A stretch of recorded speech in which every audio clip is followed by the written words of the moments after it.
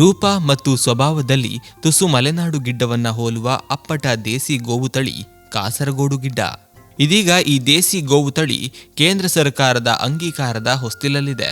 ವಿಶಿಷ್ಟ ಗುಣಲಕ್ಷಣಗಳನ್ನು ಹೊಂದಿರುವ ಕಾಸರಗೋಡು ಗಿಡ್ಡ ಹಸುಗಳಿಗೆ ಭಾರತದ ಗೋತಳಿಗಳ ಪಟ್ಟಿಯಲ್ಲಿ ಅಂಗೀಕಾರ ಪಡೆಯುವ ಪ್ರಯತ್ನವನ್ನ ಕೇರಳ ಮೃಗ ಸಂರಕ್ಷಣಾ ಇಲಾಖೆ ವತಿಯಿಂದ ನಡೆಯುತ್ತಿದೆ.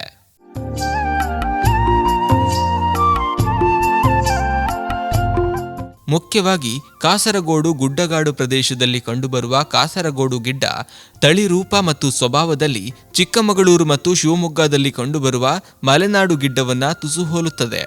ಆದರೆ ಅದಕ್ಕಿಂತಲೂ ಭಿನ್ನವಾಗಿದೆ. ಸಾಮಾನ್ಯವಾಗಿ ಮಲೆನಾಡು ಗಿಡ್ಡ 90 ಸೆಂಟಿಮೀಟರ್ ಮತ್ತು ಕಾಸರಗೋಡು ಗಿಡ್ಡ 100 ಸೆಂಟಿಮೀಟರ್ ಎತ್ತರವಿರುತ್ತದೆ. ಸೂಕ್ತ ರಕ್ಷಣೆ ಇಲ್ಲದೆ ನಶಿಸಿ ಹೋಗುವ ಆತಂಕದಲ್ಲಿದ್ದ ಕಾಸರಗೋಡು ಗಿಡ್ಡ ತಳಿ ಸಂರಕ್ಷಣೆಯ ಉದ್ದೇಶದಿಂದ ಮೃಗ ಸಂರಕ್ಷಣಾ ಇಲಾಖೆ ಕಾಸರಗೋಡು ಜಿಲ್ಲೆಯ ಕುಂಬಳೆ ಸಮೀಪದ ಬೇಳಾದಲ್ಲಿ ಜಾನುವಾರು ಸಂವರ್ಧನಾ ಕೇಂದ್ರವನ್ನ ಆರಂಭಿಸಿದೆ. ಅದರಲ್ಲಿ ಇದೀಗ 153 ಗೋವುಗಳಿವೆ.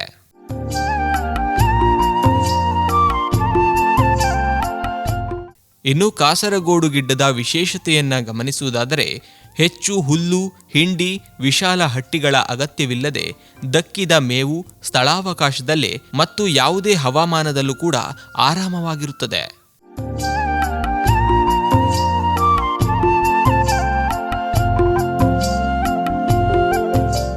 ಕಾಸರಗೋಡು ಗಿಡ್ಡ ಹಸುವಿನ ನಿರ್ವಹಣೆ ವೆಚ್ಚದಾಯಕವಲ್ಲ. ಗರಿಷ್ಠ ರೋಗ ನಿರೋಧಕ ಶಕ್ತಿ ಇರುವುದರಿಂದ ಆಗಾಗ ಕಾಯಿಲೆ ಬರುವುದಿಲ್ಲ. ವೈದ್ಯರು ಔಷಧೋಪಚಾರಗಳ ವೆಚ್ಚಗಳು ಕಡಿಮೆ. ಹಾಲಿನ ಪ್ರಮಾಣ ಕಡಿಮೆಯಾದರೂ ಔಷಧೀಯ ಗುಣ ಹೆಚ್ಚು. ಹಾಲಿಗೆ ಬೇಡಿಕೆ ಹೆಚ್ಚು. ಸೆಗಣಿಯನ್ನು ಕೂಡ അഗരബത്തി തയ്യാറിಕೆಯಲ್ಲಿ ಕೊಂಡೊಯ್ಯುತ್ತಾರೆ.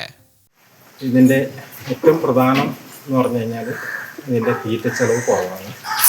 നല്ല ക്വാളിറ്റിയിലെ പാല്, ഔഷധ ഗുണമുള്ള പാലാണ്. അതിനൊക്കെ മൂത്രം, ചാണകം എല്ലാം നല്ല ഔഷധ ഗുണമുള്ളതാണ്.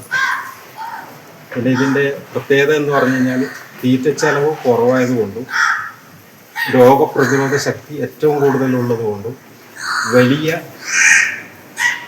പരിചരണമില്ലാതെ തന്നെ ഒരു ചെറിയ കുടുംബത്തിന് ചെറിയ സ്ഥലത്ത് വളർത്താൻ വേണ്ടി പറ്റും.